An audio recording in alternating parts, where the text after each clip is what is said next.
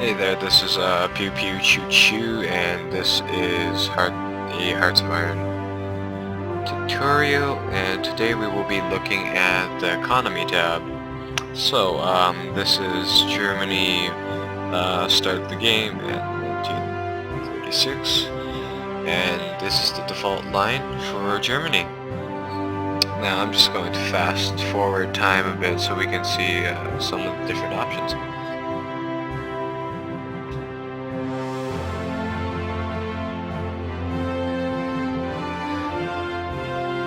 Alrighty, so as we have our build blocks here, which is the things that we are building at this moment. We have queued up to build.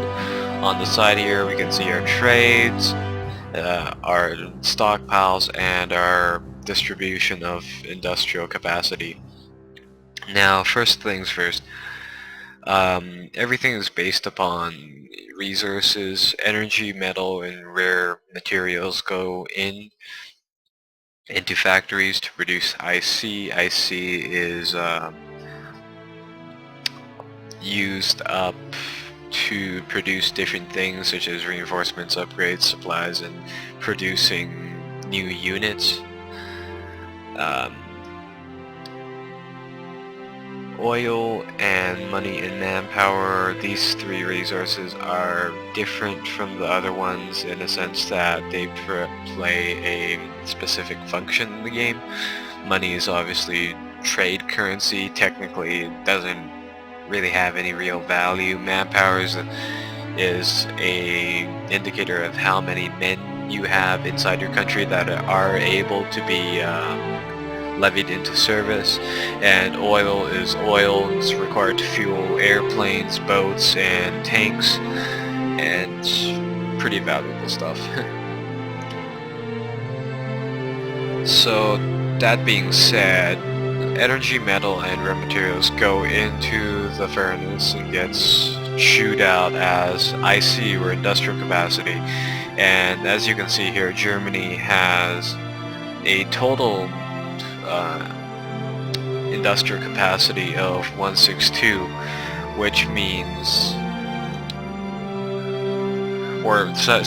Germany has a total of 150, which would mean that that is the amount of IC actually on the map inside these provinces individually, whereas the 162 is the modified rate from your technologies and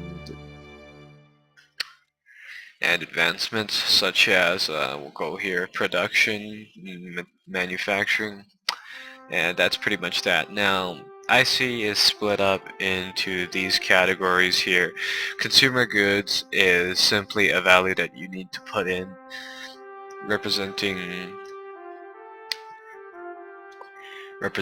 the amount of goods made into goods for the general population to keep the descent low. Production is obviously to produce units and factories and whatever you're building on this queue right here. Supplies can be considered as general supplies, includes ammunition, food, uniforms, all that junk that you need.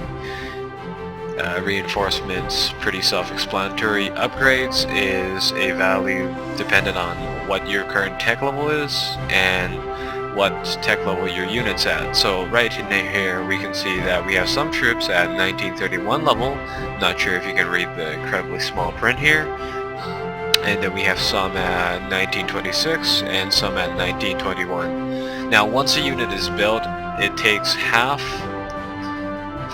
of the original IC to upgrade it to a newer level, so it actually is better to be building more units at a higher, when you have a better tech level, than building them right now, but that option might not be available. Reinforcements, yeah, we got that. Trades, let this auto-control it. Whenever you make a trade with the country, it'll automatically set up the routes. Personally, I would not mess with this. Eventually, you'll get a better idea of what this does. Convoys, every trade goes through by sea. you have two different types of boats, transports and escorts. Escorts obviously protect transports on these routes, and these routes will be displayed on the map.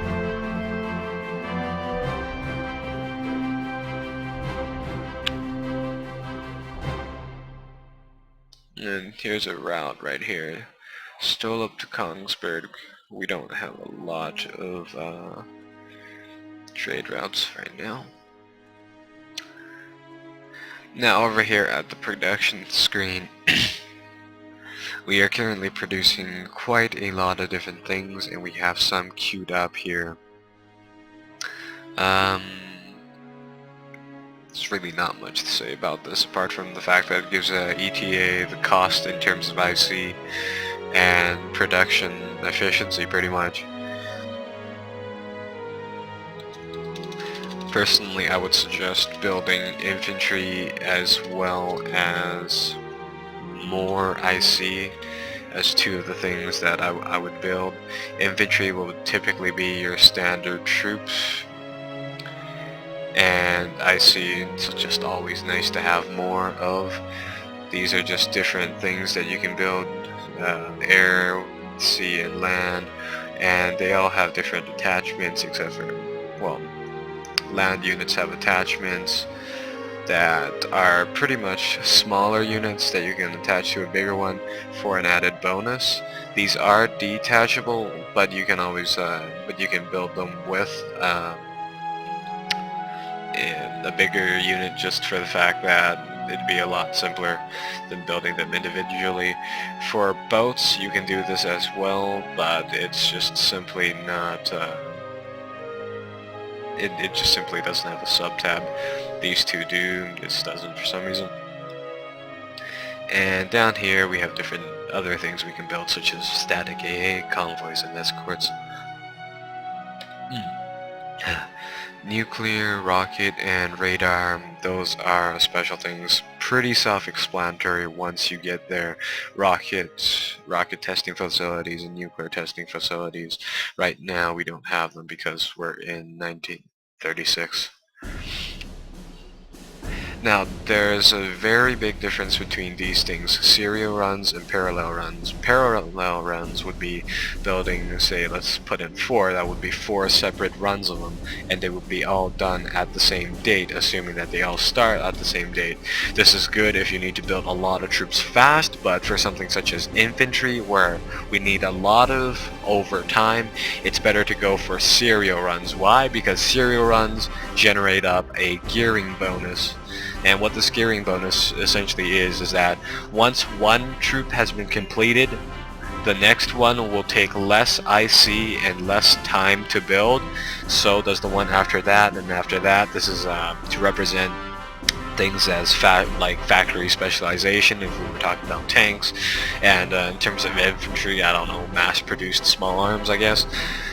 That's really helpful. So what I typically do for Germany is that I put these on 99 with 2 runs constantly going, because we do need a lot of those. And that is production. See you all next time. Goodbye.